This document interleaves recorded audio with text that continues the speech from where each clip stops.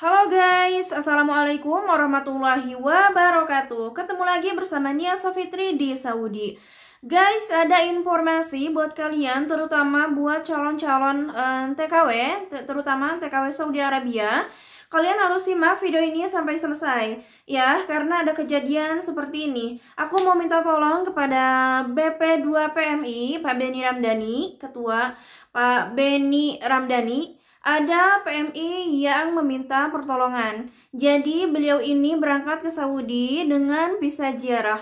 Lagi-lagi visa ziarah bermasalah. Sudah diingatkan berkali-kali sama Pak Beni, jangan memakai visa ziarah karena nasib orang itu tidak sama, berbeda-beda. Ada yang pakai visa ziarah tapi mendapatkan majikan yang baik.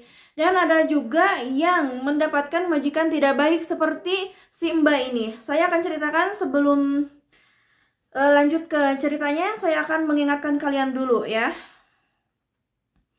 Ini informasi dari KJRI Jeddah. Jadi seperti ini guys ya, dengerin baik-baik. Waspada bekerja dengan visa ziarah. Visa ziarah itu adalah visa kunjungan ya. Kunjungan itu cuman bertahan 3 bulan. Kalau visanya diperpanjang bisa 6 bulan. Bisa diperpanjang ya. Walaupun tidak bikin igomah, tapi bisa diperpanjang sampai 2 tahun. Kalau majikannya itu baik ya, dengarkan. Lanjut. Ciri-ciri perekrutan pekerja dengan menggunakan visa kunjungan atau ziarah. Tujuan penempatan ke Timur Tengah. Hingga saat ini pemerintah Indonesia melarang penempatan ke Timur Tengah untuk jabatan pekerja rumah tangga. Mendapatkan uang PIT dari sponsor yang menggiurkan. Terutama itu ya guys, kebanyakan calon-calon TKW ini tergiur oleh uang PIT, uang kompensasi gitu. Ada yang katanya ex Saudi, paspornya ready, itu uang PIT-nya berbelas-belas juta, 10 juta, seperti itu, 7 juta kalau non ya. Tidak tahu dengan siapa dan di mana ia bekerja, resiko. Jadi tidak tahu kan kita bekerjanya di mana, nanti ditempatkan pekerjaannya di mana, kerjanya apa, kita belum tahu, dan kalian langsung berangkat begitu saja. Jadi resikonya seperti ini. Hanya berlaku tinggal selama 1 bulan. Tidak boleh bekerja, jika bekerja maka menyalahgunakan izin tinggal. Rentan tidak dibayar gaji, yang terutama yang itu, rentan tidak dibayar gaji oleh majikan. Karena orang sini itu tidak semuanya baik guys, jadi kejam, sangat-sangat kejam. Lanjut. Jika melebihi masa tinggal atau overstay, proses pemulangan yang sulit. Tidak mendapatkan asuransi kesehatan, terutama ya karena kita tidak tahu kan, misalkan sekarang sehat, nanti kan kedepannya nggak tahu ya kan, tidak tahu kita nanti apa sakit, harus ke rumah sakit besar, harus gimana, harus biayanya harus gimana, kita nggak tahu ya guys. Terus rentan ditelantarkan, jadi bisa dibuang begitu saja sama majikan.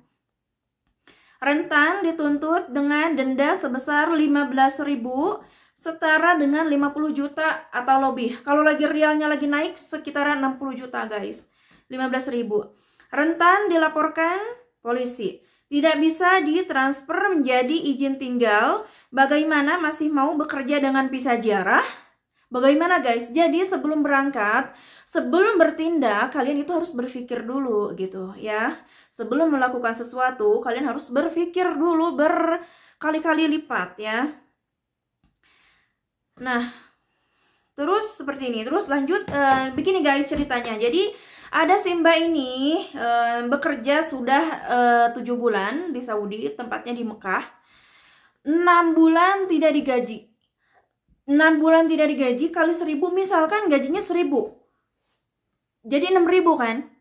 6.000 kalau dirupiahin itu sampai 25 juta. Gak digaji. Jadi sia-sia dong bekerja selama 6 bulan tidak digaji.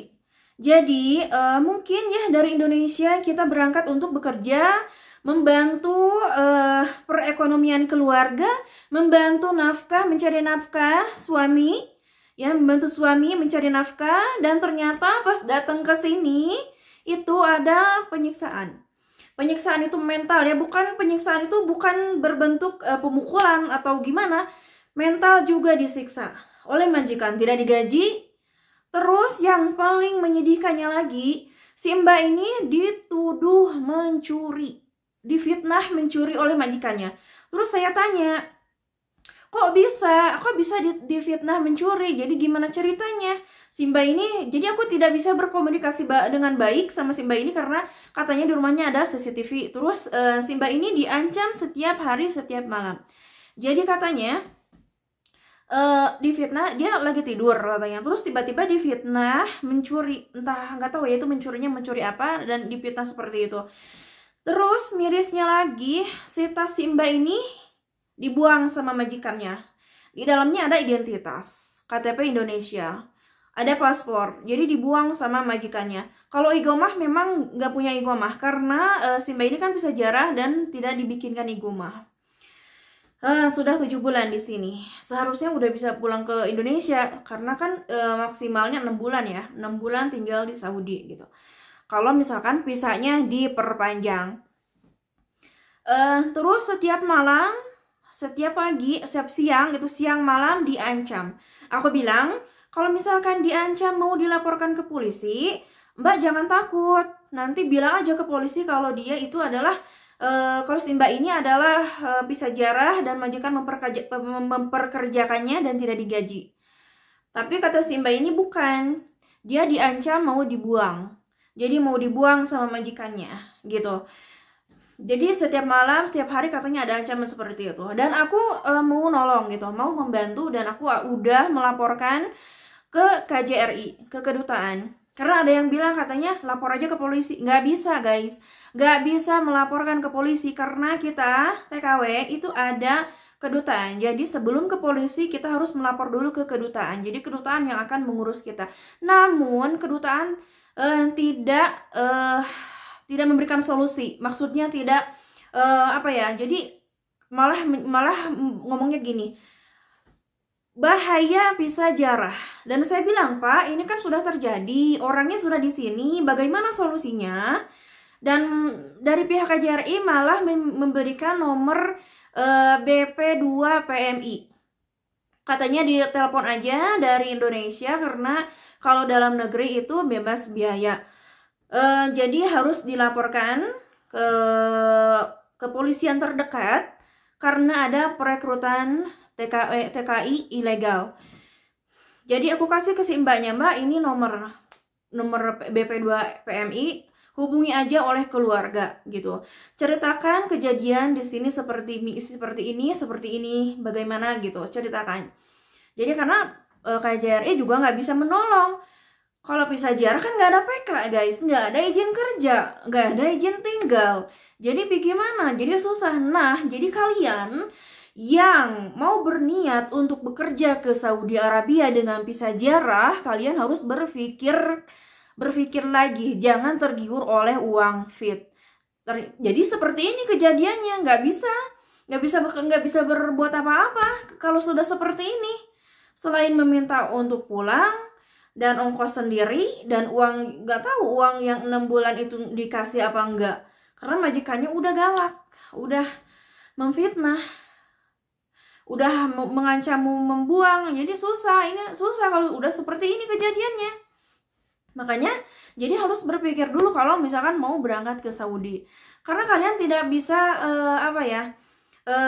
tidak bisa menerawang sendiri gitu. Di Saudi itu bakalan enak karena temen aku kerja misalkan gajinya besar, majikannya baik, begini. Kalian itu kan nggak sama ya. Nasib kita itu beda-beda, nggak sama guys ya. Udah mah gajinya kecil kalau bisa jarah, terus di sininya nggak tahu kita bekerjanya di mana, dioper-oper begini, dan kejadiannya sekarang seperti ini, nggak bisa. Mau bagaimana lagi, nggak bisa, harus ya selain sabar. Jadi yang harus bertindak itu yang di Indonesia ya. Di sini nggak bisa, kedutaan tidak membantu, hanya memberikan nomor BP2 PMI. Jadi untuk Bapak Beni Ramdhani, saya minta tolong Pak, ada TKW PMI yang membutuhkan pertolongan. Jadi harus bagaimana solusinya, karena kasihan juga Usianya juga udah mungkin 40-an lebih, kasihan. Beliau berangkat ke Saudi ini untuk bekerja dan ternyata majikan tidak menggajinya. Jadi solusinya harus seperti apa, dan lokasinya si Mbak ini di Mekah. Ya, saya juga udah berusaha untuk membantu, untuk melaporkan ke KJRI, dan ternyata KJRI juga tidak memberikan solusi, malah memberikan nomor BP2 PMI. Ya, jadi untuk Papa Benny, semoga aja ini sampai atau tersampaikan, karena ada yang meminta tolong PMI. Kasihan Pak ya, kasihan nggak digaji selama 6 bulan. Jadi untuk kalian semuanya, kalau misalkan mau berangkat ke Saudi itu harus benar-benar dengan jalan yang tidak ilegal. Kalau misalkan sponsor terus bilang gajinya besar, nggak ada gaji yang besar, nggak ada di Saudi, nggak ada gaji besar ya, nggak ada. Untuk calling visa aku sudah ceritakan di video sebelumnya. Calling visa itu gajinya palingan 1.000 atau 1.200. Kalau misalkan visa ziarah gajinya berapa? Cuman 1.200 atau 1.000. Atau mungkin ada yang 1.500 kalau misalkan majikannya kaya raya ya, dan baik hati ya, dermawan.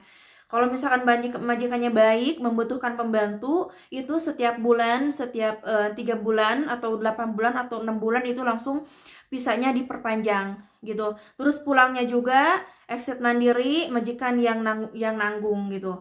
Jadi hati-hati aja untuk para TKW ya, calon-calon TKW jangan tergiur oleh uang fit ya, karena kan nggak tahu ini kerjaannya seperti apa di Saudi itu ya. Apakah kuat, apakah tidak kuat. Jadi untuk terus kalau misalkan katanya ada lagi nih yang mau membutuhkan untuk cleaning service. Itu bohong besar guys. Kalau misalkan ada sponsor yang bilang mencari calon TKW yang mau bekerja menjadi cleaning service, itu bohong banget guys. Nanti setelah itu dimasukin ke kantor penampungan di sini. Jadi kan kantor di sini juga tidak mau rugi ya. Jadi kong kali kong dengan PT di Indonesia. Bilangnya kerja di cleaning service, itu bohong. Saya juga dulu, aku ya sama teman-teman dijanjikan kerja di cleaning service, ternyata bohong. Kita sama aja kerjanya di rumah gini menjadi IRT ya, dengan gaji 1.200, 1.300. Nggak banyak di Saudi itu, nggak ada gaji yang banyak. Yang gaji yang banyak itu yang besar kalau misalkan TKW kaburan.